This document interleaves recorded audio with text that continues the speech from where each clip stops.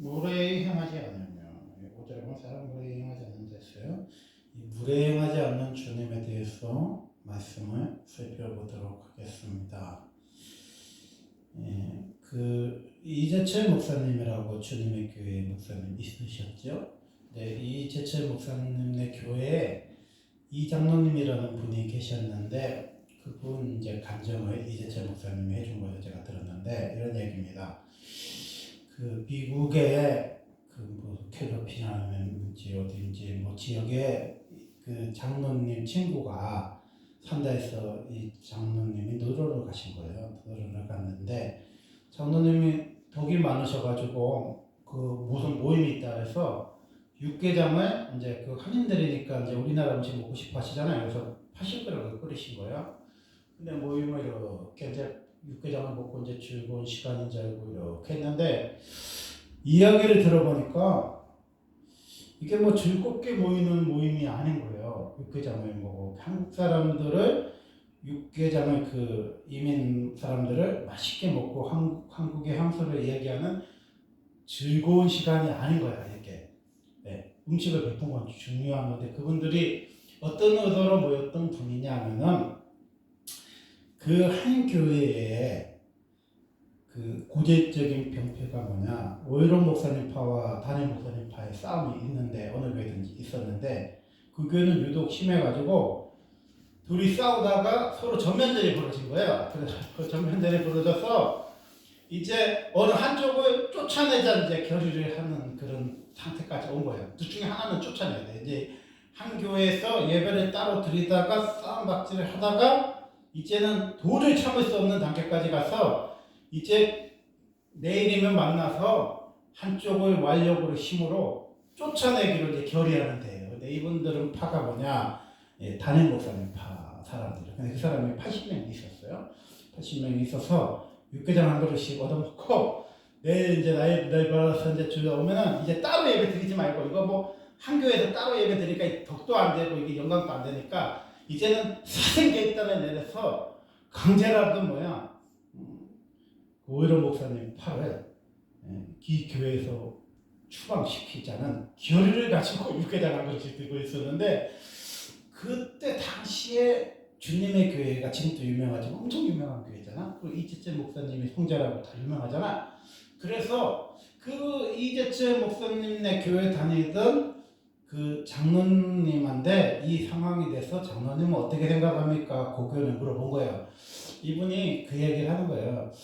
우리 주님의 교회 이재철 목사님이 늘 이야기하셨는데 오른밤을 때리는 사람이 있으면 왼밤을 때리게 내버려 두라는 거죠. 속옷을 다자는 사람이 있으면 걷어서 주라는 거예요. 억지로 오리를 가고자 싶어하는 사람이 있으면 심리까지 동행하라는 거예요. 그 순간에 뭐야? 성령이 뭐야? 임하신 거예요. 그 80명의 육개장 먹고 내일이면 무력으로 그 사람들을 쫓아내고자 하는 사람들에게 성령이 임해서 결의를 한 거예요. 뭐라고 결의를 했냐면 우리가 나가겠습니다. 이렇게 하나님의 교회를 영광을 가리고 목사님이 많은 분들이 상처를 줬으니까 우리가 이 교회를 아무 보상금 받지 않고 아무 기물 가지고 가지 않고 가겠습니다. 그런 거예요. 이제 그래서 이제 그 교회 최고의 관심이 뭐냐? 얘는 관심이 없어. 그 교회 회의 있잖아요. 뭐 공동회, 재직회, 뭐 무슨 회의 있잖아. 이 회의만 하면 멱살 잡고 한쪽은 나가야 돼. 그런데 이 사람들도 막 이렇게 결의를 하고 왔을 거 아니야. 이제 사생결단을 하고 이제 치고받고 싸우고 이제 밀어내고 난리가 날 거라고 했는데 이제 우리도 보면 국회에서 보면 기조연설 하잖아요. 무슨 회의할 때 안건을 이야기하고 기조연설 하는데 그 담임 목사파 장로님이 딱 나와서 이렇게 말을 하는 거야. 막 이 사람들 긴장하고 있을 거 아니야. 이제 말이 끝나고 나면 이제 치고받고 싸우고 어느 한쪽이 막 끌려가고 막 그거 예상을 하고 그 사람들이 또 뭉쳤겠지. 뭐 그 사람들을 뭐 돈가스를 썰어 먹고 그런지 모르지만 그 사람들도 결의를 했을 거 아니야. 몸으로 방어를 해서 80명을 쫓아내서 결의를 했을 건데 의외로 전혀 생각하지 못한 소리를 하는 거예요. 무슨 소리를 하면 저희가 잘못했습니다. 저희가 마음 아프다. 장로님 마음 아프다. 잘못했습니다. 어떤 요구나 보상이나 어떤 것을 원하지 않고 오늘부로 저희 80명이 이 교회를 떠나겠습니다. 용서해 주십시오. 하니까 어떤 일이 있었냐? 그분들이 서로 어싸고 울면서 미안하다, 내가 잘못했다면서 막 울었어요. 근데 울어도 교회가 다시 통합될 정도의 그 앙금은 있었나 봐. 그래갖고 그냥 80명을 보내준 거예요. 80명을 보내줬는데 그 장로님이 이제 그 몇 달에 있으면서 그 이야기를 어떻게 돌아가는지 얘기를 해주시는데 80명이 다음 주에 쫓겨났잖아. 돈 한 푼도 받지 못하고 쫓겨났잖아. 그래갖고 이분들이 어디 갈 데가 없어. 그래갖고 공원에서 예배를 드리고 있었대. 80명이. 아무 뭐 돈을 한 푼도 없이 쫓겨났으니까 그 공원에서 하나님 앞에 감사 눈물을 드리면서 예배를 드렸는데 그 지역에서 신축 건물을 거의 다 지은 교회가 부도가 났대요. 부도가 났어. 그래서 경매로 올라온 거야. 이만한 교회인데 이렇게 갑자기 IMF 같은 게 와갖고 건물이 부도가 났는데 이거 빨리 매각하실 분을 구합니다. 그걸 그 쫓아내신 목사님들이 파에서 장로님한테 내려온 거야. 장로님 마음 아프시게 그 공원에서 예배 드린다는 얘기를 저희가 들었는데 우리가 이렇게 알아보니까 그 교회가 정말 괜찮은 교회가 건물이 싸게 나왔으니까 한번 알아보세요. 그래서 가서 뭐예요? 거기 가서 그 80명의 성도들이 예배를 드리고 그 후로도 그 원래 헤어졌던 분들하고도 교류하고 사랑하고 지낸다는 이야기를 이 장로님 이제 연세가 너무 많으셔서 이재철 목사님이 그 장로님 이야기를 간증하는데 눈물이 나더라고요. 뭐냐? 사랑은 물에 행하지 않아요. 사랑은 물에 행하지 않아. 예수님은 고운 모양도 없고 풍채도 없고 아름다운 것도 없고 흠모할 것이 없다고 했어요. 예수님은 이사야 53장에 보면. 그래서 혹시 예수님이 못생겼나? 예수님 키가 169인가? 165인가? 예수님 마르셨나? 예수님 추남이나? 뭐 이런 이야기를 굉장히 많이 해요. 서양 배우들이 예수님을 할 때 최소한 키가 180 가까운 사람들을 예수님 역할을 시킨 거예요. 얘 다 금발, 백인이 해. 그리고 예수님이 엄청나게 브래드 피트처럼 잘생기셨어. 그리고 눈빛이나 표정이나 언어가 굉장히 이렇게 큰 말만큼 좋게 예수님 영화를 만든 사람들이 다 그렇게 예수님을 만들었어. 그래서 우리가 생각하는 예수님 상은 뭐야? 백인이고 금발이고 엄청나게 부드럽고 자상하고 사랑스러운 예수님으로 우리는 이렇게 생각을 하죠. 실제 예수님 그랬는 것처럼 생각해. 근데 예수님은 실제로 봤던 사람들이 있어요. 그 사람들이 누구냐? 헤롯 당원들이야. 그리고 그 사람들이 누구냐? 빌라도의 첩보원들인 거예요. 첩보원들이 예수님 집회에 실제로 가본 거예요. 무슨 강화문 집회, 여의도 집회, 강주 집회처럼 간 거야. 가서 조사한 게 뭐냐면 옛날에는 전 세계 인구가 예수님 당시에는 2억 정도로 추산을 하고 있어요. 2억이 안 됐다고 해. 근데 그 시대에 몇만 명을 동원할 수 있는 사람은 국가적으로나 나라적으로 봤을 때 엄청 위험한 인물이잖아. 그잖아요? 몇만 명이 예수님을 계속 따라다닌다는 거는 보통 심각한 일이 아니잖아요. 근데 헤롯 당원들이나 빌라도 간원들이 가서 예수님이 과연 어떤 말을 하고 그 사람들을 어떻게 선동하고 어떻게 폭동을 일으키고 어떻게 나라를 전복할까 하고 긴장을 해서 보냈는데 너무 어이없게도 헤롯이나 빌라도가 예수님을 죽이려고 하지 않아요. 왜 그러면 헤롯이나 빌라도가 예수님에 대한 정보가 전혀 없었을까? 아니죠. 수만 명을 그 예수님 당시에 그 전 세계 인구가 2억이 채 안 되는 시대에 수만 명이면요. 지금은 수백만 명이 예수님 집회에 몰려다닌다는 거야. 그러면 엄청 위험한 인물 아니에요? 엄청 경계한 인물이고 이분이 말을 잘못하면 폭동이 일어날 수도 있고 전쟁이 일어날 수도 있는 분인데 예수님은 왜 헤롯이나 빌라도가 생각했을 때 전혀 위험한 인물이 아니고 헤롯도 예수님을 살려주려 했고 빌라도도 예수님 죽이려고 하지 않았냐? 예수님에게는 이 세상 사람들이 가지고 있지 않는 특별한 성품이 있는데 무례하지가 않으세요. 이렇게 그 예수님을 공격하는 그 바리새인들 사두개인들 율법학자 서기관은 오히려 사대파가 다 친해요. 서로 엄청나게 싸우는 파인데 예수님을 죽이자는 공모에는 다 힘을 합쳤단 말이에요. 헤롯파까지 힘을 합쳐. 그래서 예수님을 죽이려고 시도한 게 여러 사건이 있는데 하나는 뭐예요? 그 간음 현장에서 잡은 여자를 예수님이 어떻게 다루느냐로 수많은 사람 앞에서 예수님을 공개적으로 망신해주고 예수님을 죽일 수 있는 비밀을 얻기 위해서 현장의 여인을 직접적으로 현장에서 잡아온 거예요. 잡아왔어. 근데 엄청난 꼼수가 뭐냐? 둘이 있다 잡혀왔으면 둘 다 잡아와야 되잖아. 근데 이 유대교도 엄청난 남성 위주의 나쁜 사연가 뭐냐면 남자가 있었을 거 아니야. 둘이 있었으면. 근데 남자는요 안 잡았어. 여자만 잡았어. 옷이 찢기고 머리가 풀려진 여자를 예수님 앞에 딱 세워놨어요. 그리고 이제 이야기하죠. 모세의 율법에는 돌로 치라고 했는데 예수님 과연 어떻게 판결하십니까? 이렇게 해요. 그러면 예수님이 용서해주자! 그러면 뭐야? 모세의 율법을 어겼다고 예수님을 죽이려고 할 거 아니야? 그러면 예수님이 돌로 까라! 그러면 뭐라 그래요? 예수님 사람이라며? 그러면서 이래도 예수님이 죽고 저래도 예수님이 죽는 하여튼 빠져나갈 수 없는 한정을 인간의 머리로는 최고로 좋은 머리를 써서 예수님은 그 현장에 그 여인과 함께 세웠어요. 근데 예수님이 땅에 엎드려서 글자로 뭐라고 썼는지 모르지만 글자를 뭐라고 쓰면서 일어나셔서 그런 얘기했어요. 너희 중에 죄 없는 자가 이 여인을 먼저 치라고 했어요. 그랬더니 그 노인들, 그 젊은이, 그 사람들이 다 양심의 가책을 느껴서 다 갔어요.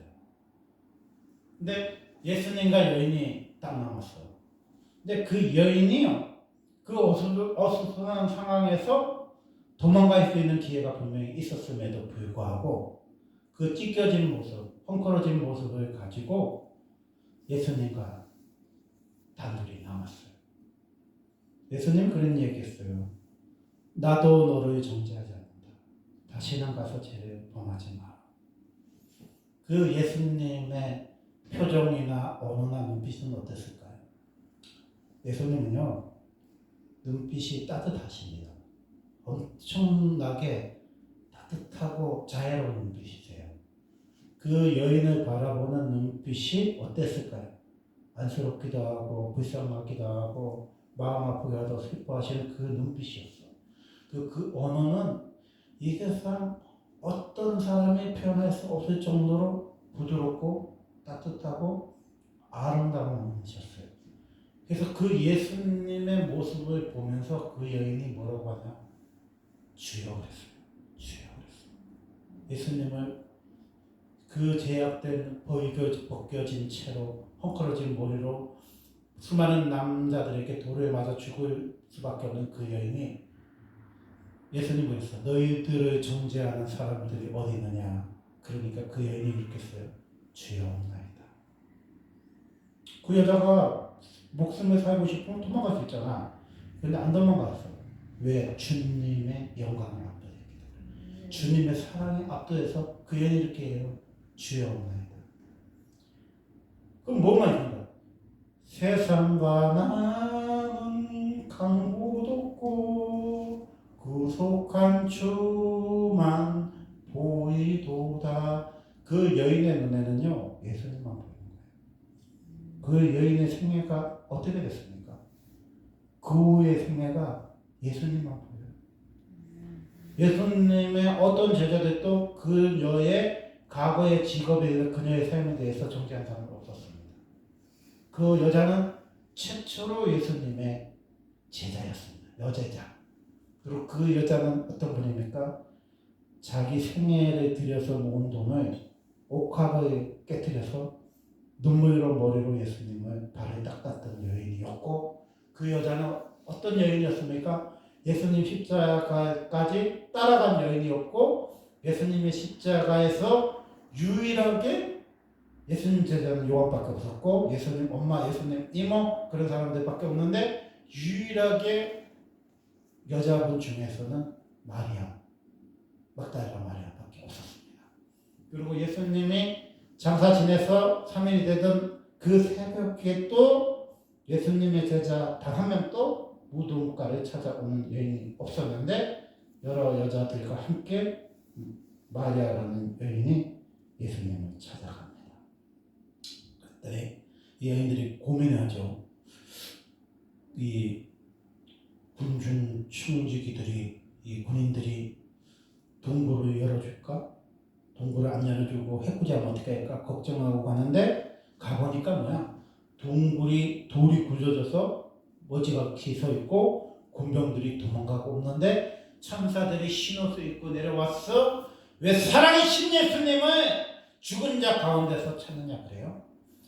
그리고 예수님이 살아났다고 증거하는 거예요. 그 여인들이 두려워서 뭐야?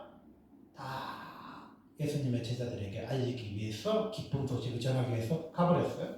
근데 그 와중에 단 한 여인만 예수님이 시신이 어디로 갔을까? 그때만 해도 이제 천사들의 얘기 들었지만 시신이 없으니까 믿지를 못해요. 그래서 찾고 있는 거예요. 그 주변에 예수님 시신이 어디 있을까? 근데 동산지기처럼 생긴 사람에게 가서 사정하는 거죠. 주여, 우리 예수님의 시체를 어디에 두셨습니까? 그랬는데 예수님의 또 부드러운 목소리가 됩니다. 마리아야, 마리아야 하는 음성 목소리. 그러면서 라비어 하면서 예수님의 손을 만집니다. 예수님이 그 고결하고 깨끗하신 부활하신 그 손을 예수님이 가장 사랑했던 베드로나 요한이나 야고보가 만져본 게 아니에요.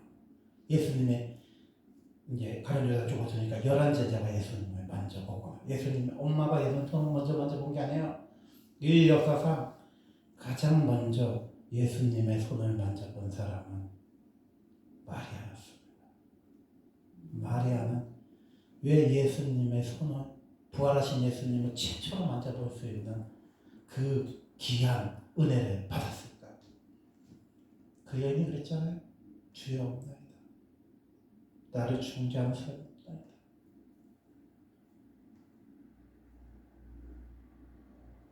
예수님 만나면 더 이상 나를 중재할 사람이 없습니다. 예수님 과거를 묻지 않으세요. 과거에 어떤 삶을 살았는가를 묻지 않습니다.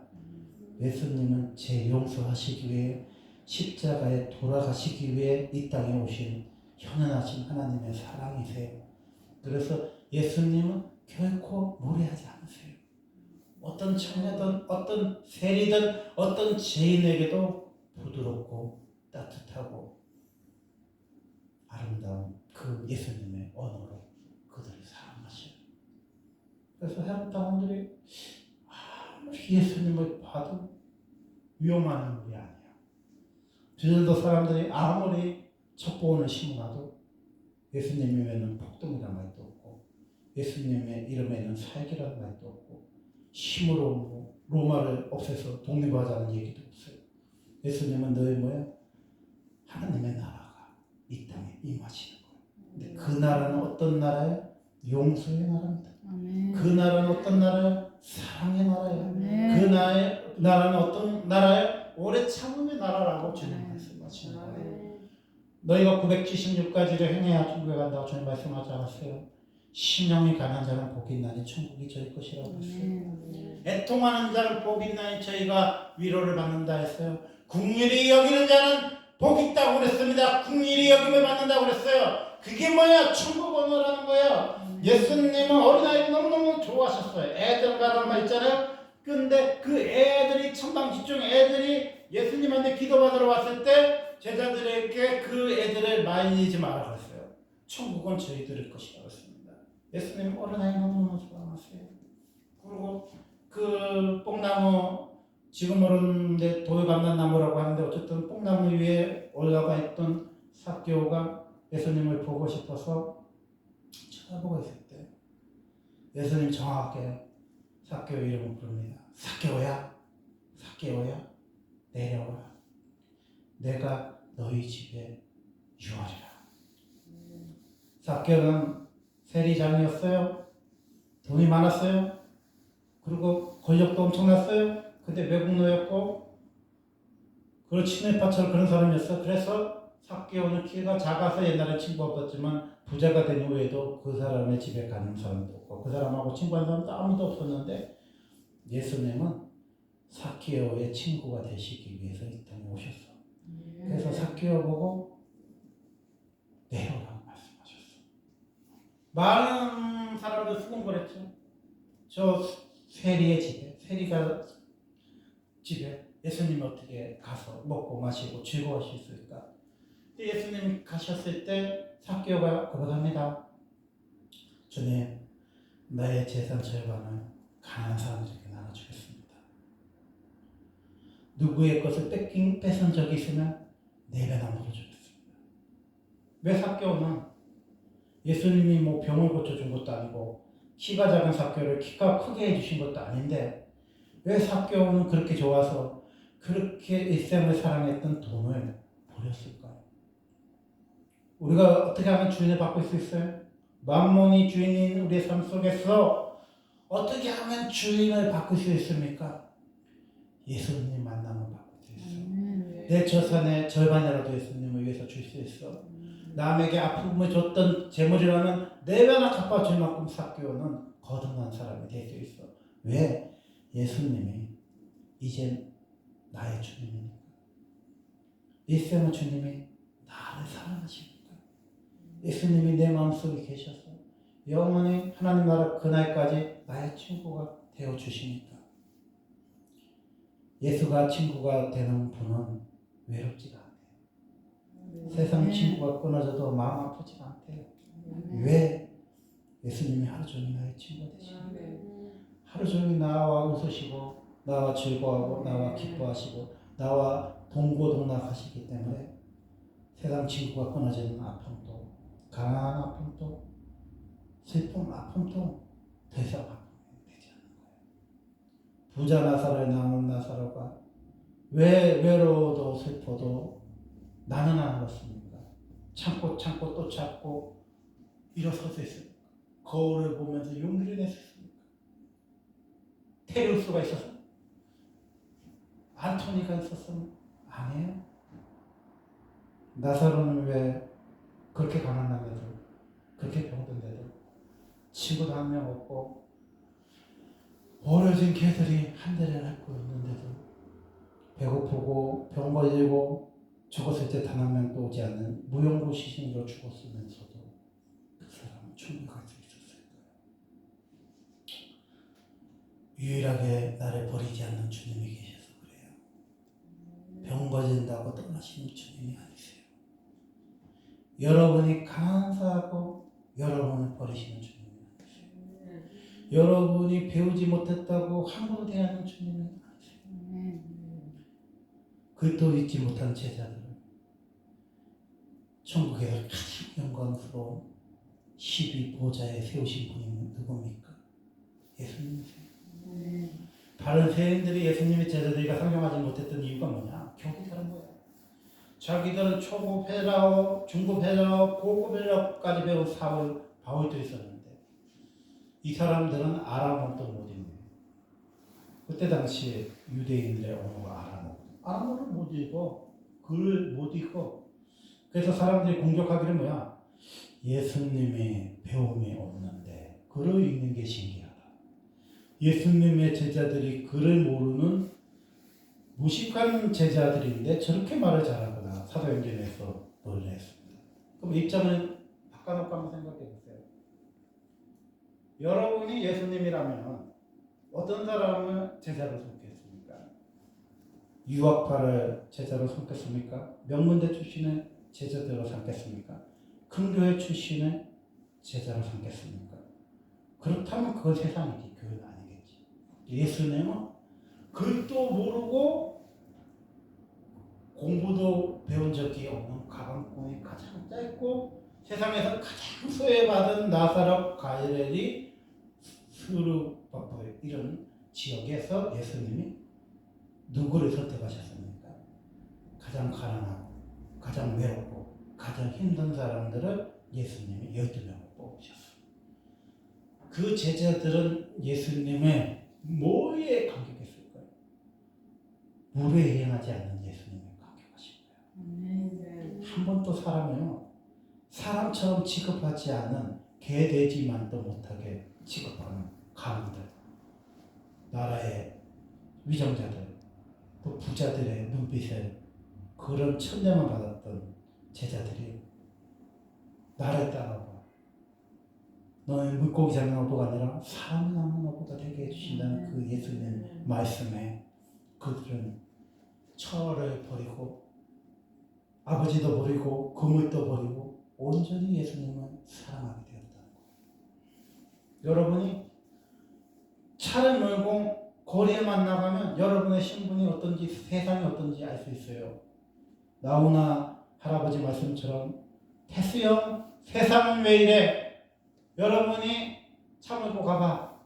티코만 타고 가면 얼마나 빵빵거리는지 몰라요. 그리고 이렇게 코튼에 차를 내려서 저 느리게 가는 차가 여자분이라고 해봐. 얼마나 요구하는지 모릅니다. 그리고 천천히 가면요. 얼마나 사람들이 따라오면서 크래시를 누리면서요. 혈기를 부리는지 몰라요. 그럼 나도 크러치를 빵빵거리고 세워서 역사 잡고 쌀판으로 우리가 감정이 상해. 근데 여러분이 아무리 운전을 못해도 이 세상에서 가장 비싼 한 30억짜리 차를 타고 여러분이 나가봐. 그 근방에 차가 오질 않아. 왜 안 오는지 아십니까? 외제차는요, 한번 바꾸면요, 수천만 원 물어줘야 돼. 뭐 하나만 나가도. 그렇기 때문에 그 근처를 와서 감히 빵빵거리는 인간이 없어요. 근처가 아무리 늦게 가도 다 피해가지. 아예 가시거리까지 안 들어와요. 그 사람이 실수를 해서 차를 잘못 박아 급정거려봐. 박으면 어떻게 되겠어요? 그 사람도 물어주겠지만 나도 물어줘야 되잖아. 그 외제차 근처에는 아무도 안 와. 그 사람은 천천히 가든 늦게 가든 안 하고 그 사람만 나타나면 경비들이 나타나서 손님 내리세요 하고 주차를 다 시켜줘. 호텔에 가도 시켜주고요. 어디 공원에 가도 시켜주고 어디를 가도 외제차 타고 가면 해. 근데 여러분이 티코만 타고 갔거나 아니면 운전이 서툴거나 아니면 여자분이거나 만 해도 엄청나게 세상은 차가워. 함부로 돼. 갑오경장 때 정몽준 장군님이 통합운동을 일으켰을 때 조건이 뭡니까? 남녀가 평등하게 공부할 수 있게 기회를 신분 제도를 철폐해야 되는 거예요. 지금으로 보면요. 너무나 당연한 얘들이 그 사람들을 목숨을 걸고 싸웠단 말이에요. 전 세계에서요. 남녀가 선거하는 나라가 몇이나 될 것 같아요. 남자나 여자나 아무 상관없이 대통령 될 수 있는 나라가 몇 나라나 될 것 같아요. 그리고 인종과 상관없이 흑인도 괜찮고 백인도 괜찮고 한인도 괜찮고 대통령이 될 수 있는 나라가 몇이나 되겠어요. 옛날에 미국의 백악관에 멀리서 아버지와 아들이 보면서 아빠 나도 크면 저기 갈 수 있어? 어떻게 했을까요? 흑인 할아버지, 흑인 아버지들이 울면서 미안하지만 우리는 거기 가서 요리사는 될 수 있어. 거기 가서 청소부는 될 수 있지만 그 자리에 앉을 수가 없어. 300명이 되도록 흑인이 대통령 됐습니까? 오바마 대통령 나오기 전까지는 없었죠. 지금 또 여자 중에 대통령 된 사람 있어요? 힐러리 해리스 얼마나 인기 좋았습니까? 근데 뚜껑을 열어보니까 안 됐잖아요. 그렇게 생각을 해보면요. 우리나라는 어떤 나라예요? 여자도 대통령 될 수 있는 나라입니다. 아멘이에요? 남자나 여자나 차별하지 않는 나라야. 그리고 그 사람이 출신 성분이 전라도사나 경상도사나 그런 것도 따지지 않는 나라입니다. 왜? 예수님 정신으로 세웠기 때문에 그래요.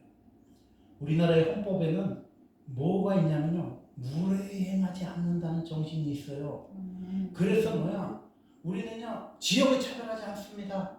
인종도 차별하지 않고 남녀 여도 차별하지 않아. 우리나라는요. 누구나 백성의 존경받으면 청와대에 들어갈 수 있습니다. 여자도 들어갈 수 있고 남자도 들어갈 수 있고 경상도 사람도 들어갈 수 있고 전라도 사람도 들어갈 수 있어. 그거 누가 만들었냐? 이승만 대통령이 뭐로 만들었어? 성경으로 만들었기 때문에 이 나라를. 그래서 이승만 대통령이 첫해 1948년도 선거를 할 때 뭐 했습니까? 우리나라 최초로 여성분들에게 선거권을 준 거예요. 1회 때부터. 그래서 우리나라 여성들이 뭐야? 선거를 할 수 있는 나라가 된 거죠. 그래서 우리는 보면은 남자도 선거할 수 있고 여자도 선거할 수 있어요. 만 18세인가 그 나이만 제한이 있을 뿐이지 그 나이만 되면요. 어떤 사람도 전 국민의 5,300만 명 중에서 20세 이상인 사람들은 누구나 투표할 수 있는 나라입니다. 누구나 대통령이 될 수 있는 나라고 누구나 위정자가 될 수 있는 나라입니다. 왜? 사랑은 물에 행하지 않습니다. 사랑은 물에 행하지 않아. 예수님한테 안수기도를 받았던 그 아이가 이레니우스인데 이레니우스는 사도 바울이나 베드로가 순교한 다음에 최고의 지도자가 됐습니다. 왜 지도자인지 아세요? 천국은 어린아이들의 것이라고 예수님 칭찬했는데 예수님의 터치를 받은 그 아이는요 세계적인 지도자가 됐어요. 예수님은 아이를 차별하지 않습니다. 예수님은 어린 아이들, 노인들, 여자를 차별하지 않아요. 예수님 자신의 성경은요 남성 위주로 지어졌기 때문에 예수님의 제자의 단 한 명도 공식적인 제자는 남자밖에 없잖아요. 여자는 없어요. 그리고 인원 파악할 때도 보면 오병리역의 칠병리의 기적에도 보면은 여자와 아이의 숫자를 뺍니다. 그리고 5,000명이 4,000명이 어쩌니 해. 여자 아이가 훨씬 많았을 거예요. 몇만 명 됐겠지. 근데 숫자를 넣지 않아. 근데 예수님 어떤 분이에요? 누구를 만나도 나도 너를 정죄하지 않는다. 나도 너를 정죄하지 않아. 예수님은 사랑의 마음으로 쓰시죠. 예수님의 눈빛은 따뜻하시고 예수님의 언어는 부드럽고 예수님은 어떤 편견도 없어. 세리와 창리에 대한 편견도 없고 가난한 사람에 대한 편견도 없고 그를 모르는 사람에 대한 차별도 없어요. 예수님은 어떤 사람을 쓴다고 했어? 성령이 임하시면 너희가 권능을 받고 유대와 사마리아 예루살렘 땅까지 내 증인이라 내 제자가 된다는 거야. 뭐 초등학교를 못 나와도 상관없어요. 성경은요 초등학교 못 나오고 국락교도 못 나온 사람들을 주님이 얼마나 위대하게 쓰셨는지 몰라요. 뒤에 무디가 누굽니까? 초등학교 중퇴입니다. 근데 얼마나 하나님이 한시대에 썼습니까? 성령은 학력을 차별하지 않습니다. 그 사람이 얼마나 주님을 사랑하느냐. 뒤에 무디가 그러잖아요. 주일학교 보조 선생님 되고 싶어서 갔는데 계속 떨어뜨리는 거예요. 계속 떨어뜨려. 학력이 국결이니까 떨어뜨리는 거지. 그랬더니 교장 선생님이 하도 오니까 귀찮으니까 DM한테 제안을 한 거예요. DM 선생님이 온 걸 교사들이 회의를 했는데 정성이 가득하셔서 선생님을 정식으로 교사로 임명했습니다. 단 아이는 한 명도 없습니다. 선생님이 전도해 오셔야 됩니다. 그래서 DM이 전도법이 생긴 거예요. 아니 여러분이 교사를 맡는데 10명이든 20명인지 맡겨줘야겠지. 학교지. 한 명도 안 맡겨준 사람은 오지 말은 소리잖아. 근데 이 사람이 얼마나 정말 이렇게 신발 정리해주고 애들 사탕 주면서 선생님 하고 싶은지 너무 맨날 오니까 차마 오지 말은 소리를 못하고 한 명도 없는 반에 맡겨준 거야. 근데 DMOD 반이 전 세계 100만 명을 전도했어. 지금 또 DMOD 전도법에 쓰는 교회들은요 파격적인 전도를 해요. 우리 그 주일학교에서 가장 믿음이 좋은 총무 선생님이 DMOD 전도법을 쓰는 교회로 시집을 갔어요. 영문자매라고 신영자매 있었거든요. 그 자매님한테 어떠냐 그랬더니 한 명도 안 맡기셨대. 근데 그 반응의 특징이 있어요. 1학년부터 6학년이 파격제한이에요. 1학년은 1학년 반, 2학년 2학년 우리 한국교회도 이 교회에서 주일학교를 하잖아요. 근데 얘 반은 한 명도 없는 대신에 6학년을 전도해도 내 제자고 1학년을 전도해도 제자고 유치원생을 전도해도 내 제자야. 내가 전도한 사람 다 내 제자야. 그럼 가면 어떤 선생님은 40명 50명 되는데 2학년 10명 3학년 몇 명 4학년 몇 명 5학년 몇 명이야. 그게 뭐야? 다 제자야. 그게 뭐야? 불같은 성령